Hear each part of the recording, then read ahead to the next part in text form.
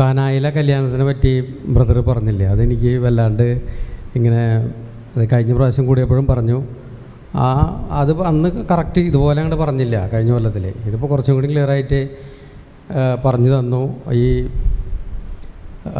ശുദ്ധീകരണ കർമ്മത്തിന് വെച്ചിരിക്കുന്ന ആ പാത്രത്തിൽ വീഞ്ഞാക്കാനുള്ള കാരണം ഈശോയ്ക്ക് ഞാൻ മനസ്സിലാക്കിയതാണ്. എങ്ങനെയാണ് പറഞ്ഞതെന്നുള്ള കാര്യം എനിക്കിപ്പോൾ എനിക്ക് മനസ്സിലായത്, ഈശോയ്ക്ക് പാപികളോടുള്ള സ്നേഹത്തിൻ്റെ ഭാഗമായിട്ടാണ് ഈ ശുദ്ധീകരണ കർമ്മത്തിന് വെച്ചിരിക്കുന്ന കൽഭരണിയിൽ വെള്ളം നിറയ്ക്കാനായിട്ട് പറഞ്ഞത് എന്നാണ് ഞാൻ മനസ്സിലാക്കിയത്. അങ്ങനെ ഇനി ബ്രദർ ഉദ്ദേശിച്ചതെന്ന് ഞാൻ വിചാരിക്കുന്നു. അതുപോലെ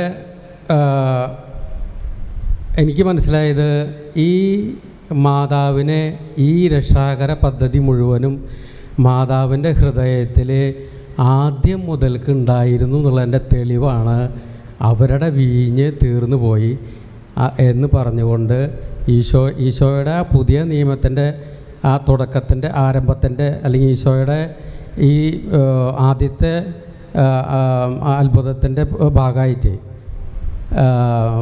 പുതിയ നിയമത്തിൻ്റെ ഭാഗമായിട്ട് ഈശോയുടെ മാതാവ് അവരുടെ വീഞ്ഞ് തീർന്നു പോയി അത് പറയുമ്പോൾ ഞാൻ മനസ്സിലാക്കിയത്, അപ്പോൾ എനിക്ക് ഈശോയുടെ കാര്യമല്ല ഓർമ്മ വന്നത്, എനിക്ക് മാതാവിൻ്റെ കാര്യമാണ്.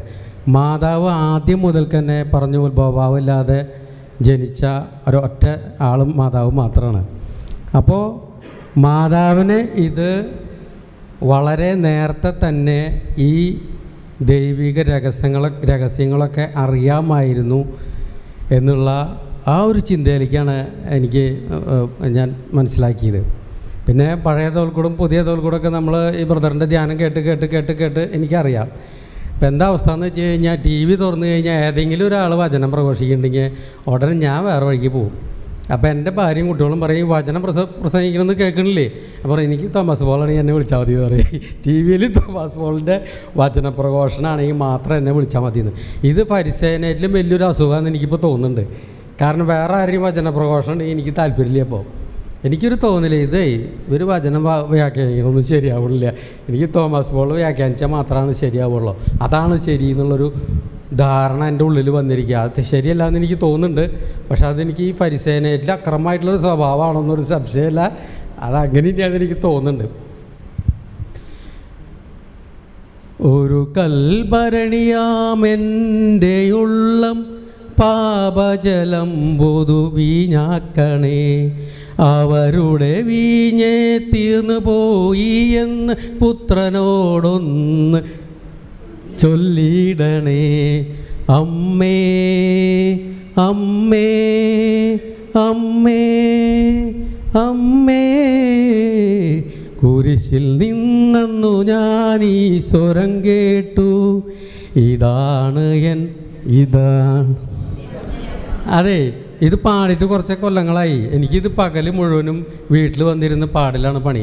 അപ്പോൾ എൻ്റെ വീടിൻ്റെ അടുത്തുള്ള ക്രിസ്ത്യാനികൾ എന്നെ എൻ്റെ വീടിൻ്റെ വാതിലുമ്മലേക്ക് കല്ലെടുത്തെറിഞ്ഞിരുന്നു.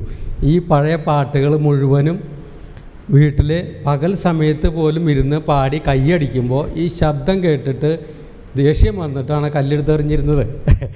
അത്ര പോലും വിടില്ല. എന്നിട്ട് അതിരുന്ന് പാടി ലാസ്റ്റ് ഇപ്പോൾ കുറച്ച് കൊല്ലങ്ങളായിട്ട് ആ കേസറ്റൊക്കെ നാശമായപ്പോൾ ഒന്നും കേൾക്കണില്ല.